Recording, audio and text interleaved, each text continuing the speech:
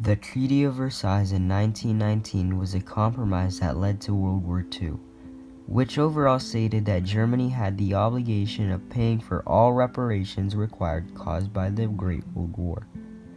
Although that treaty in 1919 repaired the devastation caused by World War I, it also created a new conflict known as World War II, since the treaty caused Germany to develop economic instability due to the mass production of German marks.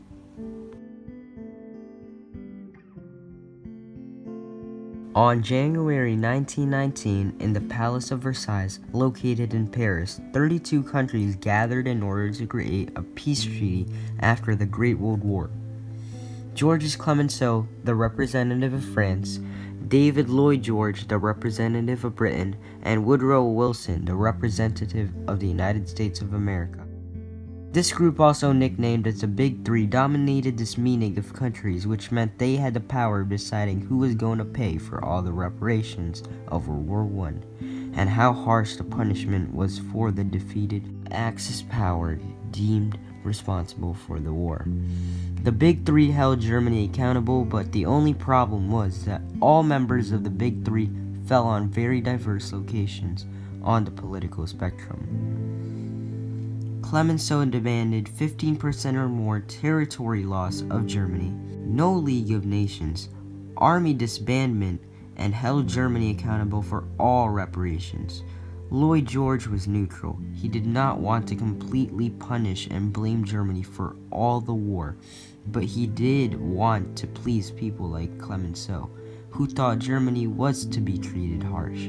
Since the United States was not critically damaged by the Germany in the Great World War, Wilson wanted Germany to maintain many privileges, such as being a member of the League of Nations, remain accessibility of Air Force, and hold Germany responsible for a small reparation cost. On June 28, 1919, the treaty that mostly supported the demands of France was signed by two German representatives who were forced by the Allied countries, which is what sparked the outrage within the German eye. The source known as Hitler's Rise: How a Homeless Artist Became a Murderous Tyrant states that there were many factors that led to Hitler's more widespread acceptance in Germany, from economic depression to the country's hatred of the Treaty of Versailles that ended World War I. Due to Hitler's utilization of his charismatic character, he was able to convince the German citizens he is worthy of fixing the destroyed German economy due to the massive reparation obligations caused by the Treaty of Versailles. Hitler was not given any limitations as to how he was supposed to fix the economy, so once Adolf Hitler created a strong army, no officials was an obstacle of stopping the dictatorship. World War II is known today as the deadliest war to ever occur in history. Approximately 60 million people lost their lives due to this disaster that could have definitely been avoided, if and only if Germany was not forced to sign the Treaty of Versailles and the punishments created by the Allied forces within the Palace of Versailles was humane and reasonable.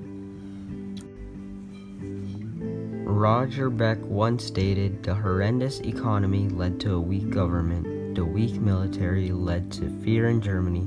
The weak government and German fear made it possible for Adolf Hitler to be elected. And finally, the German anger and Hitler's mindset led to World War II."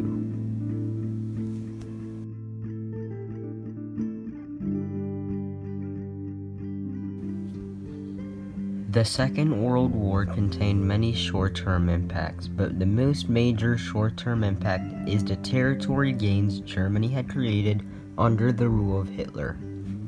Many German citizens overlooked the terror within the process of these territory gains, which contain various examples of discrimination against Jews and elimination against personas with different views.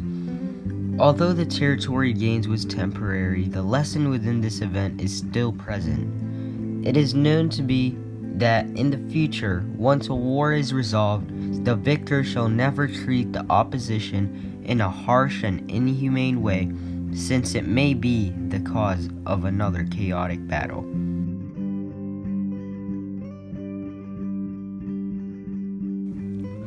Overall, all the sources support the claim of the Treaty of Versailles led to World War II, since many details from the sources suggest that the treaty in 1919 was too harsh towards one particular country and should have been taken into consideration the outcome of the cruel punishments. As stated by Clinton Hanvik, rather than foster long-term peace and stability, the Versailles Treaty's main goal of handling Germany instead sparked movements that would lead directly into World War II. The National Socialist or Nazi Party would use widespread anger and Versailles with the economic collapse of the Great Depression to come to power in 1933.